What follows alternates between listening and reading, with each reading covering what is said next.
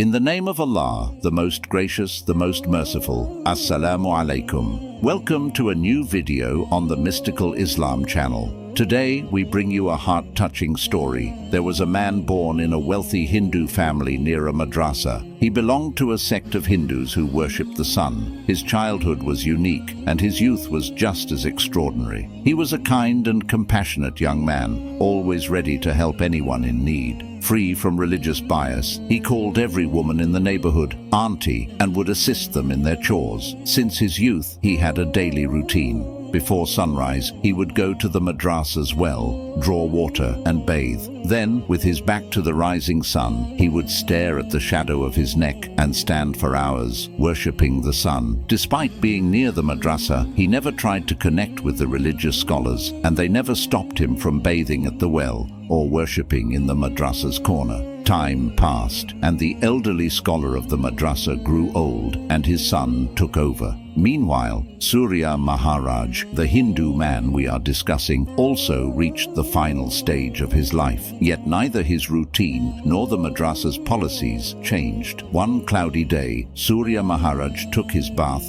and waited for the sun to rise, but the clouds concealed it. Perhaps it was fate's way of having mercy on him, or maybe it was just his own playful mood. Surya approached the madrasa scholar, who was making a miswak, tooth-cleaning twig, under a kikar tree. In a teasing tone, he said, "Your elders never tried to make us Muslims, nor do you attempt to send us to paradise. Why is that?" The scholar glanced at him, smiled, and took him to his office. Sitting together, the scholar said, "It's a lucky day for us that Surya Maharaj has come to spend time with us. You never give anyone this honor." Surya laughed and replied, "Look, son, don't try to trick me. I asked a question and I deserve an answer. You people roam around the world trying to convert others to Islam. I've spent my whole life in your neighborhood, yet not once did anyone ask me, 'Do you want to become a Muslim?' I've heard that Islam gives neighbors great rights. Why not grant me the right of a neighbor?" This sincere statement hit the scholar deeply. Speaking in a soft tone, he replied, "Before my father passed away, his will was about you. He used to say, 'This Surya is a man destined for paradise. He has all the qualities beloved to Allah, but only the formal paperwork is left. He's a Muslim at heart, and Allah's mercy is waiting to descend upon him. When that moment comes, be ready to guide him.'" Surya was stunned.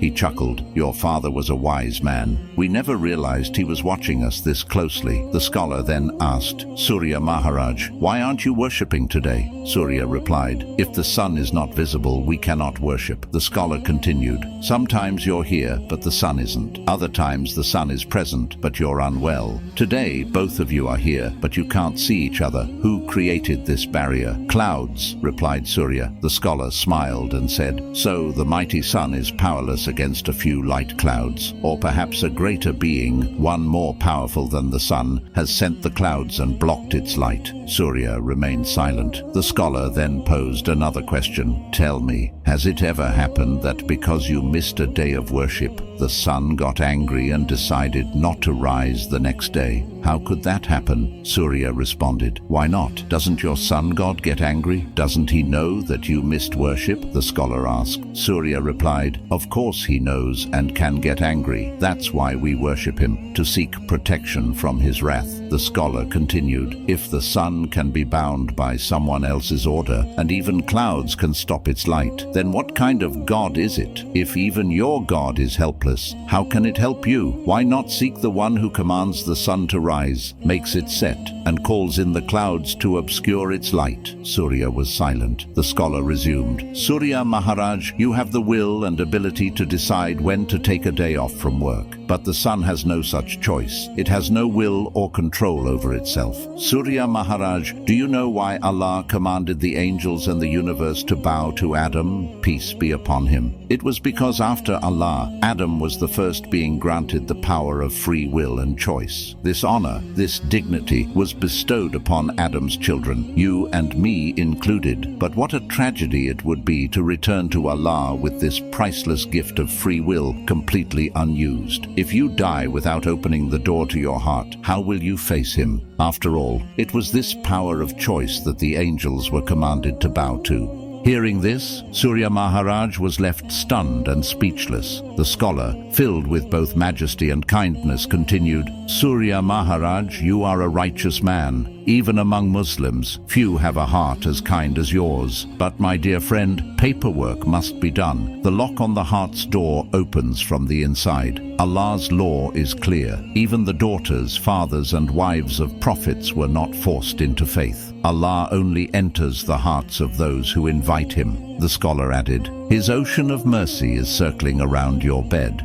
waiting for you to open the window of your heart. Just peek and see how he comes in." That night, Surya Maharaj walked away like a man floating on water. The ground beneath his feet felt unsteady. A storm had risen in his heart, and a gentle rain of mercy had begun. That night he cried so much that it seemed his heart would burst. Terrified of dying before he could complete his paperwork, he begged Allah to let him live until morning. As soon as dawn broke, he was at the madrasa's door, knocking. The scholar himself opened it, as if he had been expecting him.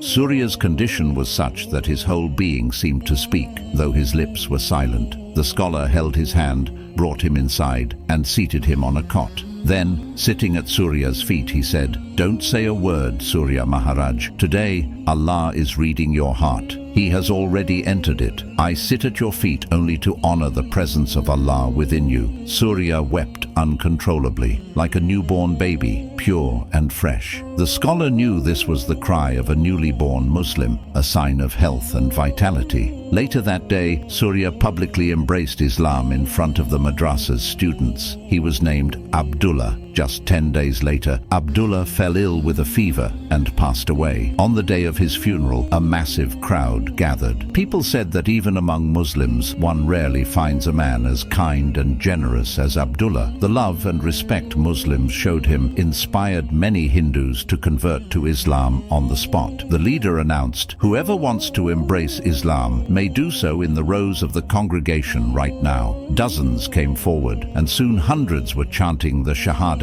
the declaration of faith. Even those who had no prior intention of converting, even Abdullah's Hindu relatives, were allowed to stand in the congregation at his funeral. Friends, this was the story of a Hindu man who embraced Islam in his old age. O Allah, guide us and guide others through us, and make us a cause for the guidance of those who seek it. O Allah, grant us pure hearts that open to the light of faith, and bless us with a good end. O most merciful of the merciful. This dua reflects the essence of Surya Maharaj's journey from spiritual blindness to the light of Islam, highlighting the themes of divine mercy, guidance, and a blessed ending. Let me know if you'd like any adjustments or if you'd like another style of dua. We hope you found this story heartwarming and inspiring. If you enjoyed it, please like, share it with your friends, and share your thoughts in the comment box. Until the next video, take care. Fi amanillah.